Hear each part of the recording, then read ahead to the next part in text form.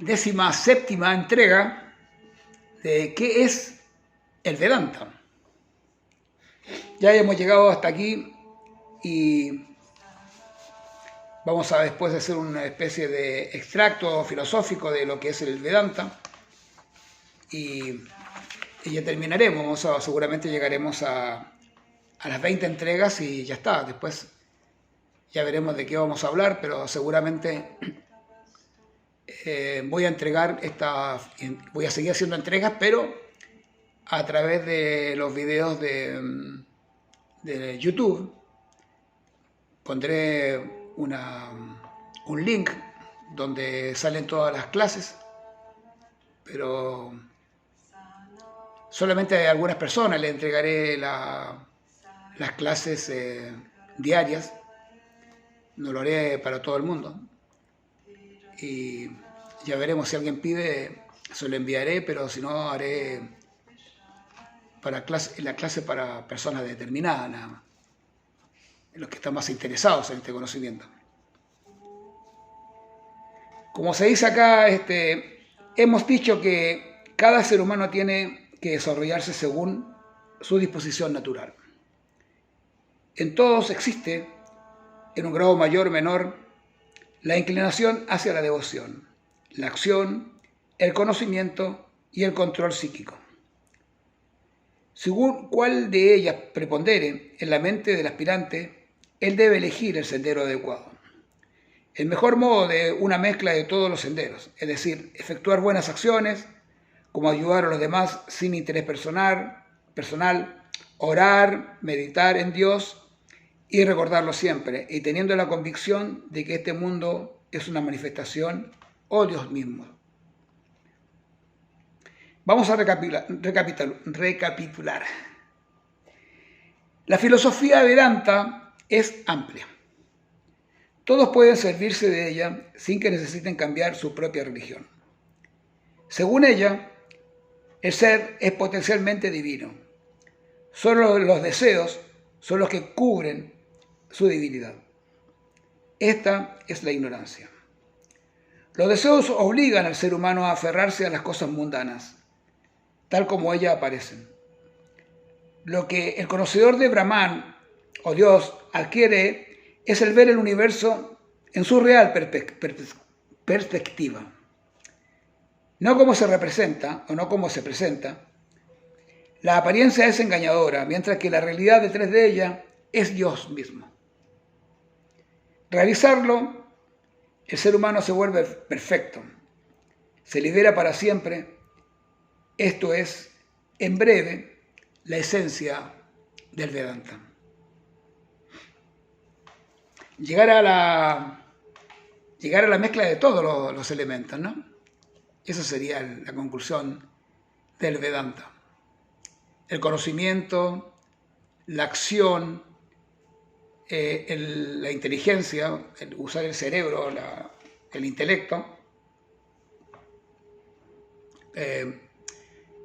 las asanas, la práctica del yoga físico, en diferentes tipos de yoga, ¿no?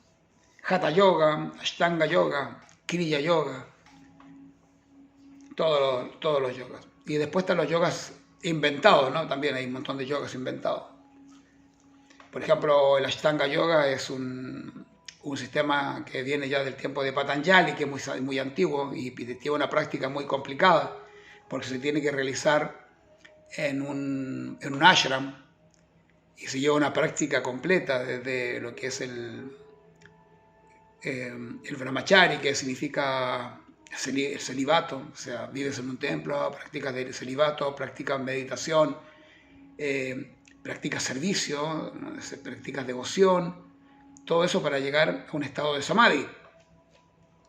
Después hay un ashtanga que actualmente lo usan en esta época los nuevos profesores de yoga, los monitores de yoga, y que le llaman Ashtanga yoga, pero es un yoga que fue inventado por un hindú que vino acá, que era de la zona de Mysore. Mysore le llaman allá los hindúes, a Mysore. Y Es un tipo de una práctica que también le llaman Vinaya o Vinasa Yoga.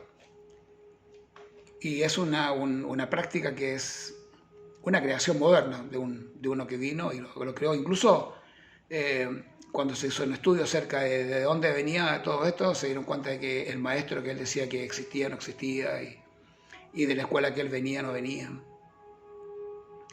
Pero sí los demás yogas, sí hay yogas que son realmente, que tienen una raíz en el conocimiento védico, como el Ashtanga Yoga, como el Hatha Yoga, que es el mismo Ashtanga Yoga, pero que le han sacado los dos elementos que tienen que ver con la espiritualidad. Entonces solamente han dejado la parte que sirve físicamente, ¿no? El Hatha Yoga es un yoga físico. Pero el ideal sería juntar todos los elementos, ¿no? O sea, aprender las asanas, aprender la de meditación, aprender los mantras, aprender las instrucciones, la filosofía, leer este tipo de estos tres libros, ¿no? Leer, imbuirse con esta filosofía de Bhagavad Gita, Isopanishad, del Vedanta Sutra, y eso te va a llevar a tener una perfección en el yoga, porque tiene todos los elementos. Y lo más interesante de todo es que vas a tener los argumentos para poder practicar el yoga, porque como dice acá en este texto, con el tiempo la gente quiere dejar, o sea, si no está todos los días diciéndole a la mente, ¿no? que quiero llegar a algo, que quiero aprender algo, la mente se va, la mente quiere hacer otra cosa, la mente no quiere practicar yoga. De hecho, mucha gente que practica yoga un tiempo por moda, después ya se aburren o le da lo mismo practicar yoga que pilates, por ejemplo. Creen que es lo mismo. Creen que es lo mismo todo. Eso se llaman los impersonalistas. En la India son las personas que creen que todo es todo, que bueno, ya está todo igual, da lo mismo. Pero después ya cuando una persona empieza a conocer un poco más este conocimiento, sabe que hay diferentes escalas, diferentes niveles que te van llevando a otro nivel, como digo, o sea, a otro nivel de conciencia.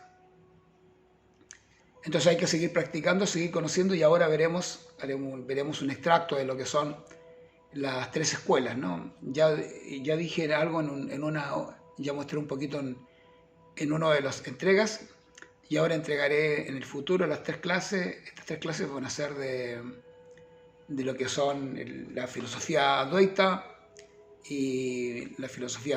y Vasista Advaita. Bueno, Jai, Hare Krishna, Namaste.